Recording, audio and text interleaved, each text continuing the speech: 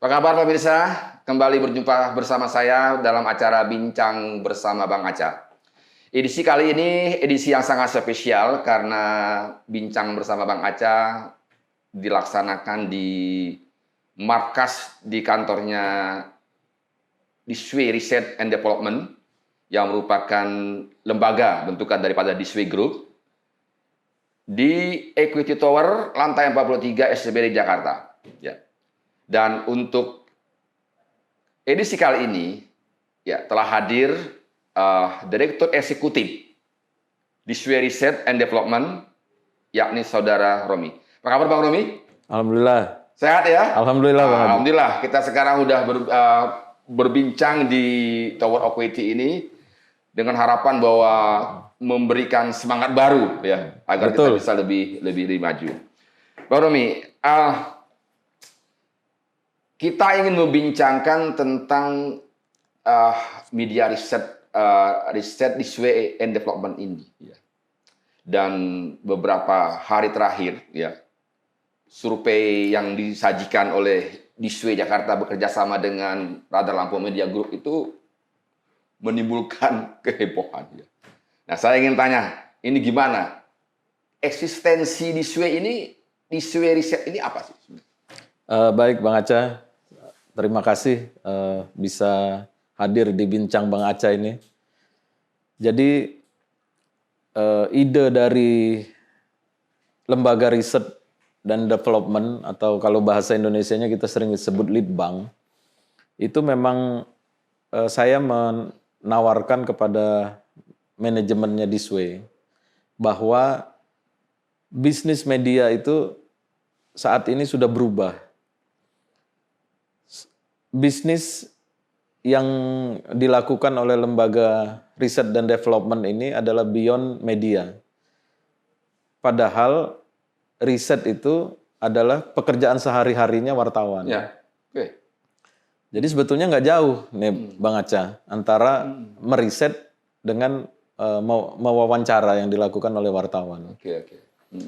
Nah sekarang dengan kekuatan Disway di 38 provinsi dan di banyak sekali kabupaten, 126 media online dengan beberapa puluh surat kabar besar, termasuk juga radio, tentunya menjadi sangat penting bahwa Disway mempunyai lembaga riset. Jadi Disway itu sudah ada di seluruh wilayah Indonesia? Sudah ada Aceh? mulai dari Aceh sampai ke Papua. Oh. Jadi paling ujung itu Papua Barat Daya. Oke. Berarti khusus untuk media online itu sudah ada 126 web. media online. Iya. Oke. Dengan personilnya ada di semua daerah tersebut. Nah, jadi dengan adanya lembaga riset ini, Disway itu sudah melakukan satu lompatan besar. Selama ini kan kita bisa hitung hanya 2 atau 3 media besar di Indonesia yang tambah besar karena mereka berfokus kepada hasil-hasil riset. Ya. Dan ini juga tentunya bukan menjadi ancaman atau menjadi kompetitor terhadap teman-teman yang bergerak di bidang survei. Ya. Karena memang kita hanya menjalankan fungsi dan peran dari media itu sendiri. Ya. Ini Pak Romi, saya ingat banget bahwa kan kalau survei-survei seperti ini kan sebenarnya itu memberikan heboh pada saat pileg, pilpres. Kenapa kok Disway saat itu belum tidak muncul pada saat itu ya? Sebetulnya lembaga ini kita persiapkan tuh sebelum pilpres. Oh, sudah ada sebenarnya sejak pilpres. Iya, tapi kita tidak melakukan survei yang kita publish. Kita hanya konsumsi internal kita saja. Oke. Nah, kemudian baru kita publish di pilkada. Jadi kekuatan Disway itu lebih dahsyat karena dia ada di semua daerah. Nah, hari ini media lokal yang mempunyai lembaga riset dan development atau Litbang, saya bisa membanggakan bahwa mungkin hanya Disway yang ada komplit di setiap provinsi. Ya, ya. Jaringannya dari Aceh sampai Papua itu sudah lengkap ya. Sudah lengkap. Oke. Itu di setiap provinsi lengkap, dan juga lembaga ini kami dirikan bersama-sama teman-teman Disway di seluruh Indonesia. Yang kemarin yang di Lampung itu ya contohnya ya. Nah, contohnya kita sudah launching beberapa kali di Lampung. Itu kita yang pertama kita udah melakukan survei kepuasan terhadap kinerja Polda Lampung. Polda Lampung ya. Kita juga sudah melakukan survei terhadap kepuasan terhadap kinerja Kejaksaan Tinggi Lampung. Ya. Kita sudah mensurvei beberapa kabupaten, juga mensurvei tentang Pilgub Lampung. Oh, oke. Itu, dan semuanya itu kita lakukan secara akademis. Jadi memang metode-metode yang biasanya dipakai teman-teman seperti SRM, Saiful Mujani Riset, kemudian Sirus dan lain-lain. Artinya bahwa memang survei itu dilakukan dengan menggunakan sistem metodologi yang baik dan benar ya. Iya. Tidak asal-asalan. Oh, nggak bisa. Oh, bisa ya. Ini kan riset yang mempengaruhi juga kepercayaan publik juga sebagai imbal baliknya terhadap media Disway itu sendiri, khususnya dalam hal ini Disway Group. Karena kita jaga betul nih Bang Aca, supaya kita fair dalam mensurvei itu. Kita akan katakan apa yang sebenarnya yang kita temukan dalam metode yang kita lakukan dalam survei itu. Dan kita tidak mau menyembunyikan apapun. Karena ini menyangkut kredibilitas media kita sendiri. Kan dalam survei ini kan membutuhkan dana yang tidak sedikit, Bang Nemi. Selama ini dari pendanaannya dari mana ya? Apakah ada donatur atau bagaimana? Kalau pilkada kita agak sulit untuk bekerja sama ya. Tentunya kalau ini kita biayai sendiri. Misalnya nih kita bekerja sama mensurvei 4 calon gubernur. Kita bekerja sama dengan calon A. Ternyata suara dia apa adanya itu di masyarakat kecil. Dia minta didongkrak, akhirnya lembaga kita itu tidak kredibel. Dan itu akan mempengaruhi kredibilitas lembaga survei. Iya, sementara ini kan adalah bisnis masa depan kita gitu. Sehingga kita harus jaga betul kejujuran dari metode-metode survei ini. Lalu apa yang dihasilkan, yang didapat dari Disway dengan survei itu? Yang pertama gini, Bang Aca, ini juga kita persiapkan bahwa ini adalah portofolio, bahwa kita melakukan survei dengan baik, benar, dan jujur. Kemudian di masa depan, survei ini kan sangat luas ruang lingkupnya, bisa membaca persepsi, bisa membaca tingkat kepuasan terhadap kinerja, misalnya Direktur BUMD, Direktur BUMN. Bahkan ke depan kita akan membaca kepuasan terhadap kepala rumah sakit, bagaimana dia melayani. Kemudian kita juga perlu tahu bagaimana tingkat kepuasan masyarakat terhadap kinerja seseorang di dinas tertentu, misalnya. Dan itu bisa dijadikan sebagai bahan evaluasi ya. Bisa dijadikan.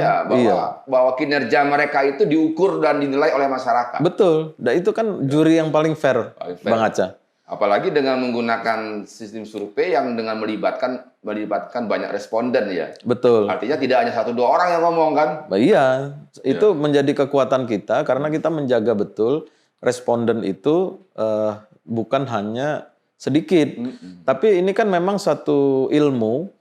Ya, saya bisa memberi contoh suatu lembaga survei besar, saya tidak perlu sebut namanya, itu mensurvei capres, itu hanya 1.200 responden dari sekian ratus juta masyarakat Indonesia yang sudah mempunyai hak pilih. Dan ternyata karena ini satu keilmuan, memang keilmuan yang populer dan valid, ternyata memang angkanya tidak jauh. Mendekati ya? Iya, mendekati, tidak terlalu jauh. Bahkan artinya sampai bahwa kalau sepanjang bahwa survei itu dilakukan dengan cara-cara yang benar, dengan metodologi yang baik dan benar, dan betul-betul menjaga kredibilitas, hasilnya juga pasti akan mencerminkan. Betul Bang Aca. Ya. Dan tentu kalau misalnya dilakukan dengan kepentingan-kepentingan, ya hasilnya juga akan bisa ngawur kan ya. Iya, betul. Nah ini Bang Nemi, saya tertarik dengan presentasi Disway kemarin yang terkait dengan survei Pilgub ya. Iya. Ya. Survei Pilgub itu kan kita bahwa di Lampung selama ini minim sekali ya. Ya, dilakukan oleh Lembaga Survei Nasional. Ya. ya kan, untuk kepentingan calon tertentu. Soal tertentu, ya. Jadi tidak ada yang terpublish seperti itu. Semua disimpan Dan untuk. ini kok di Sway Jakarta itu berani memaparkan hasil survei itu secara terbuka. Ya, saya rasa ini kan strategi bisnis ya kan. Kita ingin pilkada ini menjadi portofolio dari lembaga Disway Research and Development itu sendiri. Nah, ke depan tentunya dengan portofolio ini kita akan merambah ke banyak bidang. Kita akan banyak bekerja sama. Bahkan kita tidak menutup kemungkinan misalnya kita akan bekerja sama dengan World Bank, dengan IMF atau dengan lembaga-lembaga internasional lainnya. Karena memang kita akan menjadikan pilkada ini sebagai sarana betul-betul membuat portofolio kejujuran dari survei yang kita bikin. Dan nanti publik akan bisa menilai kan apakah survei di Sway ini mencerminkan dari sesungguhnya atau tidak kan? Iya. Dan kalau nanti ternyata tidak mencerminkan juga akan sangat akan mengurangi kepercayaan. Iya. Karena itu Bisway betul-betul menjadikan momen pilkada ini sebagai test case ya. Iya, sebagai test case. Test case ya. Ini Dan tadi itu kita adalah media yang ada di semua provinsi, yang paling siap di antara semua media yang ada di Indonesia untuk melaksanakan survei sampai ke tingkat kabupaten dan dilaksanakan secara lokal. Jadi betul-betul apa bisa ada permintaan survei untuk wilayah Sumatera Selatan, Bengkulu, Jakarta, di Sway siap ya? Siap sekali. Siap sekali. Sangat siap. Dengan personel kita yang memang kita punya jaringan. Dan jaringan kita ini bukan orang yang baru kita bentuk untuk mengajukan pertanyaan-pertanyaan survei. Karena mereka sudah biasa sebagai wartawan. Gitu. Ya. Saya tertarik tadi di awal Bang sampaikan bahwa sebenarnya survei ini adalah pekerjaan wartawan. Ya? Betul. Tiap hari wartawan bertanya. Betul banget. Ya, meminta pendapat sumbernya. Ini kan bagian daripada mengukur pendapat orang. Kan? Betul. Nah, kalau dalam dunia jurnalistik itu sumber, dalam ilmu survei, polling itu namanya responden ya. Responden. Tapi hasilnya tetap sama ya. Iya. Untuk mengukur tingkat pendapat publik terhadap. Kalau wartawan satu narasumber saja dia udah bisa bikin berita, ya kan? Oh iya ya. Dan dibaca orang juga. Nah, apalagi ini lebih valid. Iya. Bisa 500 ya 700. Kita menjaga dari beberapa survei ini minimal kita 500 untuk tingkat kabupaten dan 1000 untuk tingkat provinsi. Sebenarnya sangat masuk akal ya. Kalau produk wartawan hanya bisa diwakili oleh satu sumber, ya. Betul. Ini survei diwakili oleh 500 atau 1000 orang. Iya. Harusnya lebih valid. Iya. Masuk akal. Iya. Masuk akal sekali. Masuk akal. Nah, dan terkait survei Pilgub itu Bang Romi ya, bahwasanya kan orang kok bertanya, kok sosok RMD, sosok yang dulunya mungkin orang tidak begitu banyak mengenal, tahu kan, mungkin hanya sebagian. Tapi kan dalam survei di Sway yang diadakan pada bulan Juli kemarin itu tingkat popularitasnya itu betul-betul melejit. Bahkan tidak hanya popularitas, elektabilitasnya pun juga tinggi. Iya, jadi fenomena Rahmat Mirzani Jausal ini, Bang Aca, ini sebetulnya bukan hal baru ya di pilkada di Indonesia. Ini kita pernah menyaksikan bahwa dalam waktu singkat bagaimana Joko Widodo bisa lebih populer daripada Fauzi pada saat itu. Karena gerakan yang dilakukan itu bukan hanya gerakan oleh calon dan tim calon, tapi sudah menjadi gerakan masyarakat. Relawan itu ya? Iya, relawan itu. Ini kekuatan relawan. Yang kedua, kita menyaksikan bagaimana Anies Baswedan dari surveinya ya bisa dibilang 0, sekian. Kemudian dengan gerakan relawannya yang begitu masif, itu bisa mengalahkan Ahok dalam pilkada. Nah kemudian kalau pilkada udah nggak aneh nih ya soal begini. Saya melihat pola-pola yang dilakukan oleh Rahmat Mirzani Jausal ini itu juga tidak jauh berbeda dengan pola yang sudah pernah dilakukan oleh Joko Widodo dan juga oleh Anies Baswedan. Nah mungkin kalau Pak Rahmat Mirzaninya sehari cuma kunjungan 1, 2, tapi kalau relawannya itu kan bertaburan di mana-mana. Iya, ngeri bos. Iya, ngeri bos banget tuh. Apalagi spanduknya kan. Betul. Spanduk balewonya di mana-mana sampai ke jalan-jalan besar, jalan kecil pun sudah Nah, ini yang menjadi fenomena Bang Aca. bahwa masyarakat juga tahu yang pasang-pasang itu bukan Pak Mirzani sendiri, Iya, tapi iya. itu relawan-relawan mereka. Relawan-relawannya ya. Gitu. Mereka tahu persis bahwa ini gerakan massa gitu. Gerakan massa ya. Dan itu akhirnya selalu menjadi perbincangan publik kan, setiap Betul. hari dibincangkan, setiap hari dibicarakan. Betul. Sehingga tidaklah aneh apabila popularitasnya saudara Mirzani RMD ini iya. bisa melesat begitu tinggi. besar. Ini juga soal bagaimana persepsi kan. Jadi ketika kita bilang persepsi itu disuarakan oleh orang sedikit, itu sangat berbeda ketika disuarakan oleh gerakan massa. Gerakan massa. Nah ini persepsinya terhadap Mirza ini Sebenarnya cukup fenomenal. fenomena yang terjadi pada RMD ini kan pernah terjadi juga pada era pada saat pemilihan gubernur sebelumnya kan. Bagaimana saudara Rido yang sama sekali belum dikenal oleh masyarakat publik Lampung tiba-tiba bisa terpilih. Arinal yang di awalnya cuma hanya memiliki tingkat elektabilitas yang hanya 3%, tiba-tiba bisa melejit dalam beberapa saat bisa sampai terpilih. Ini kan adalah sebuah langkah-langkah gerakan.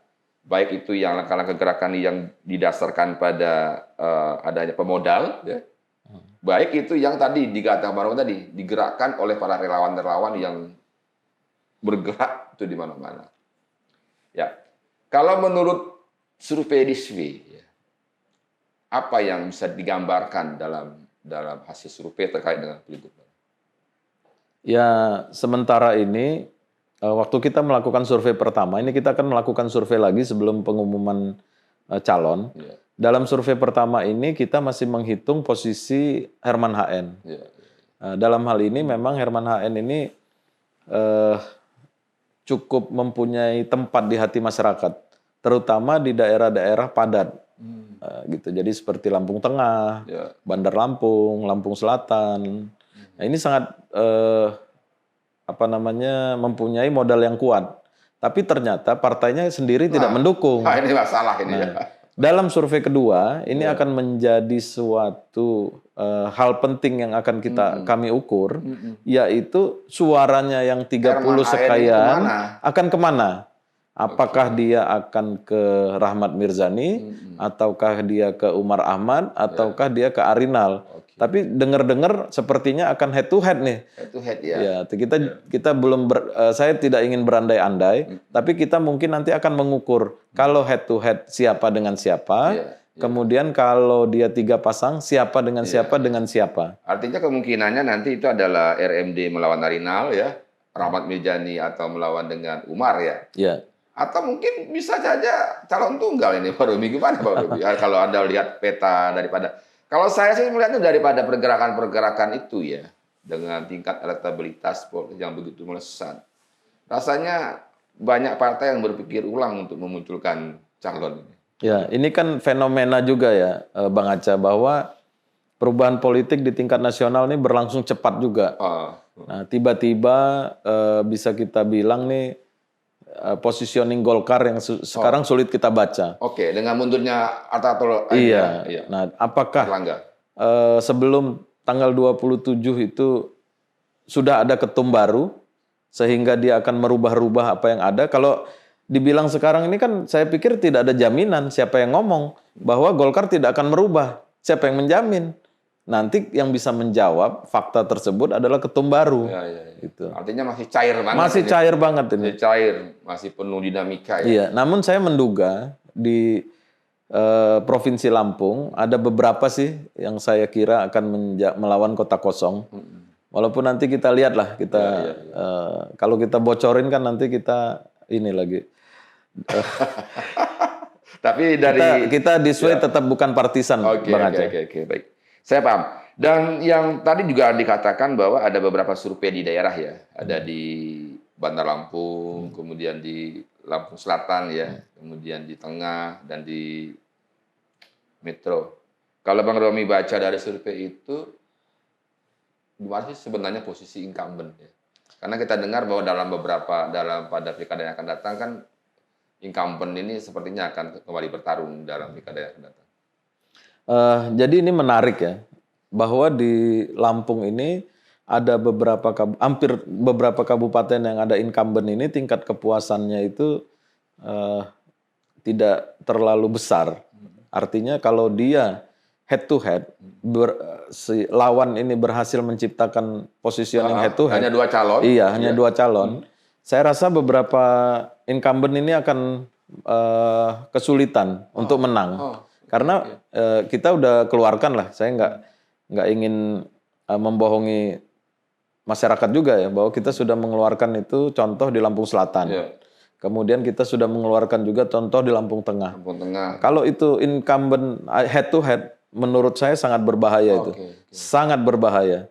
Karena tingkat elektabilitas incumbent itu tidak mencapai lebih di atas 50%. Betul. Di bawah itu. Kalau dia 40 saja, berarti ada 60 yang tidak suka. Yang tidak suka. Dan kalau itu dirawat dengan baik oleh lawannya, oleh lawan politiknya, iya, bisa menjadi sebuah kekuatan. Iya. Walaupun juga di sisi lain kalau dia berhasil memperbaiki ya kan? Karena kita dalam survei kita sangat detail Bang Aca.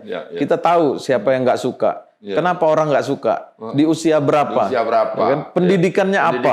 Pekerjaannya apa? Iya. Kemudian dia gendernya apa? Nah, itu kan nggak semua lembaga survei itu sampai sedetil itu. Tapi yang kita lakukan sampai detail. Karena apa?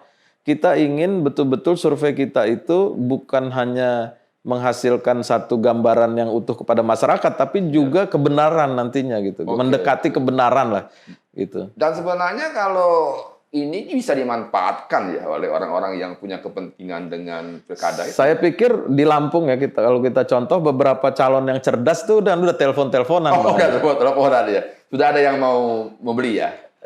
Mau bekerja sama ya. Di Swe jual nggak kalau misalnya ada orang mau beli hasil survei ini? Ini kan kita biayai juga pakai modal, Bang Aca. Jadi kalau misalnya kita bekerja sama, tapi yang terpenting tadi itu tidak mengubah hasil ya. Kita sudah punya satu komitmen, siapapun klien kita akan mengeluarkan hasil yang betul-betul jujur. Dan bagi klien itu dia mendapatkan masukan ya. Betul. Mendapatkan peta, kekuatan, lawan itu lebih di mana, kurangnya di mana, dan itu bisa dijadikan. Itu senjata yang paling ampuh. Isu-isu apa ya? Isu-isunya. Karena kan kemarin juga mensurvei isu apa yang lebih diminati oleh masyarakat. Saya kasih contoh gini, kalau kita punya tim relawan itu misalnya 20 tim relawan. 20-20-nya itu menyerang seseorang incumbent dari sisi infrastruktur. Setiap hari main isu infrastruktur. Tentu masyarakat akan betul ya, ini memang incumbent ini tidak bekerja dengan baik di bidang itu. Tapi jangan sampai menyerang dari sisi misalnya lingkungan hidup. Ya, masyarakat juga nggak terlalu peduli. Gitu loh. Karena masyarakat memilih yang berdasarkan lingkungan hidup itu paling hanya 2%. Hanya 2%. Iya, dan itu tidak signifikan. Berapa kemarin Pak Romi ya? Rata-rata di atas 40 ya Bang Aca. 44 iya, betul. Menjadi satu perhatian betul masyarakat bahwa isu infrastruktur ini betul-betul menjadi perhatian masyarakat. Oke. Jadi itu kalau misalkan dijadikan satu bahan kampanye ya kan? Iya. Itu saya bilang tadi kalau calon-calon ini cerdas, mereka akan banyak berkomunikasi dengan tim Diswe. Karena kita udah tahu persis nih dari beberapa survei yang kita lakukan, si A di kota mana, kabupaten mana, itu lemahnya di mana, bagaimana cara memperbaikinya. Itu kita udah sampai ke tingkat itu, Bang Aca. Menarik sekali Bang Romi di perbincangan kita tentang Diswe Research and Development ini. Dan tentu di lain kesempatan kita akan lebih mendalam lagi ya. Siap. Karena memang kan risetnya akan diadakan di berbagai daerah. Provinsi. Dan kita akan menantikan hasil-hasil survei yang diadakan oleh Diswe. Terima kasih banyak. Siap. Terima kasih Bang Aca. Ya, pemirsa, demikian wawancara saya dengan Bang Romi, ya selaku Direktur Eksekutif Diswe Research and Development, dan juga beliau adalah juga salah satu direktur di jajaran Diswe ID. Mudah-mudahan bermanfaat bagi Anda. Selamat malam.